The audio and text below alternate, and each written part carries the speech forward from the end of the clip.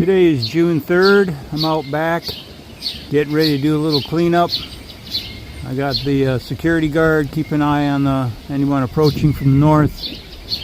We have a raft race coming up, and the raft is up there under that brown tarp, and there's no way I can get it out from where it's parked with all this firewood in the way.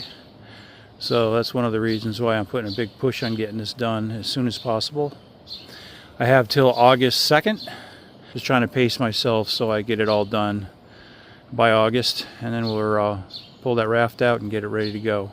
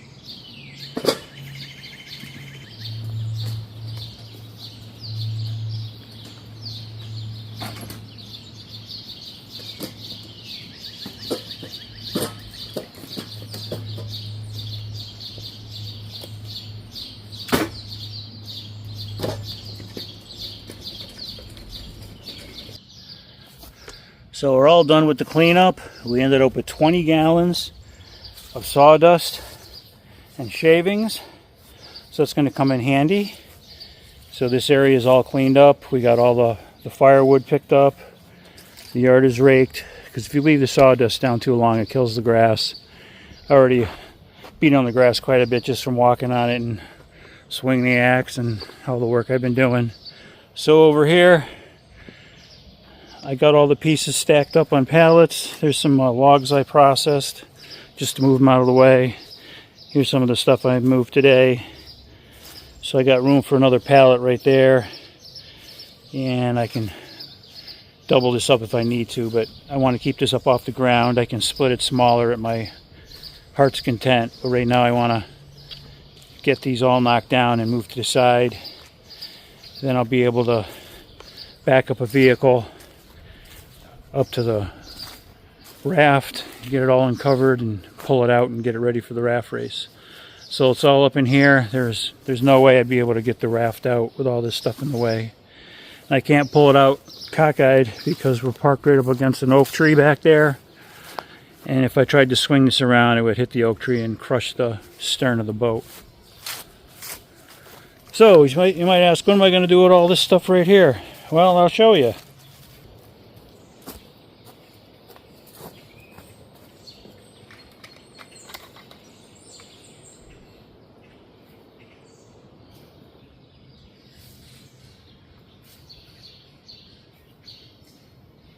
So over here we have these are shade plants, and they're doing quite well in complete shade.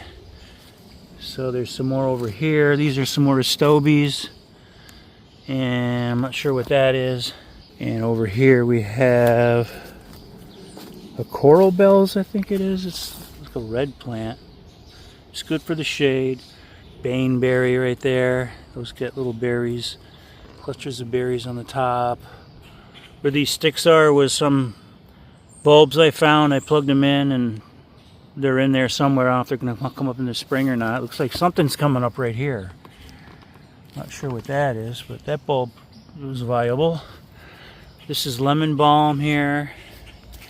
This is some more of the retaining wall. This is some rotten wood.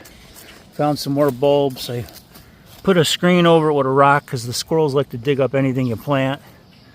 These are violets. I think those are evening primrose. I don't know if those are going to work out. But this is where I've been putting the sawdust around the plants as like a mulch. So these here were toad lilies. They've already, well, there's one right there. And they're going to get to seed pods. So these will naturalize. This here is a stick I found on the Cape that had air lichen or climbing moss, some kind of, I don't know what that is, but I think it's called lichen. Here's another place where I had some bulbs. I put a screen so the squirrels wouldn't get in there. It looks like whatever those are coming up. Here's another columbine right there. And I have some stuff I found at the dump. Some rocks and looks like some ceramic toadstools. So I can plug those into the ground. There's something else I just covered it up so the squirrels would need it. So these are some materials here. These blocks I got from Bob and Tanya, as well as this wood. So what I'm going to do is just spread the sawdust like a mulch across the top of this. And then I'll probably put some leaves here in the fall, just kind of build this area up. There's a lot of rotten wood and branches in here, so this stays damp, so I don't have to water this area. Plus we have a bunch of birdhouses in here, and they skedaddle when I come around. But there's one over here. There's another one over there. There's one over there in the in the branches. So we have plenty of accommodations. Eventually this tree is going to come down, so I'll have some more firewood. See, this is all rotted out. So here's my next batch of free firewood. Just waiting for it to fall. And if I get lucky, it'll fall right against the woodshed over here. This is where we kind of keep our gardening equipment. Bamboo poles. There's some mustard greens hanging up here, drying out. These are the mustard green pods. Got plenty of bamboo for the garden. And more bamboo, and we got the hanging baskets, the cocoa quarry liners. This is kind of like the catch-all for gardening stuff. But this is the woodshed. So it's made out of pallets, as you can see. And I've been splitting the wood as I have time and putting it in here. So here's our firewood that's been processed. This I got done in the late winter, early spring. So this batch will be burnable in the fall. This has been here the longest. So what I'll do, I have some other on the adjacent side of the woodshed. I have some open spaces where I'll stack the stuff I just cut up. So we have a bunch of bays here. This bay is wide open. We got 2 bays wide open. This thing in front is the trellis from the garden that I took apart. It's bamboo and green plastic fence. So this is where I'm gonna stack the first batch of wood I split from what I've been sawmilling. Because I don't want to stack it on top of the stuff that's already been drying, because then we'll have green wood on top of dry wood, and that won't be good in the spring or the fall when we go to burn it. Here's a little stream that we got here. So this is a spot where the birds come in and get a drink, where the mosquitoes lay their eggs. But when the weather gets hot and it dries up, it's not so bad. So that's the hügelkultur bed over there, which is an extension of my wife's woodland garden, which is right through here. And in the spring, this isn't as overgrown. There's just a lot of neat specimens that come up. There's pitcher plants, all kinds of different things, hostas. So we're just trying to make the best use of these materials as we cut up the firewood. And that's where this is going to come in handy, as this sawdust. I'll just spread it around in the bed I just showed you.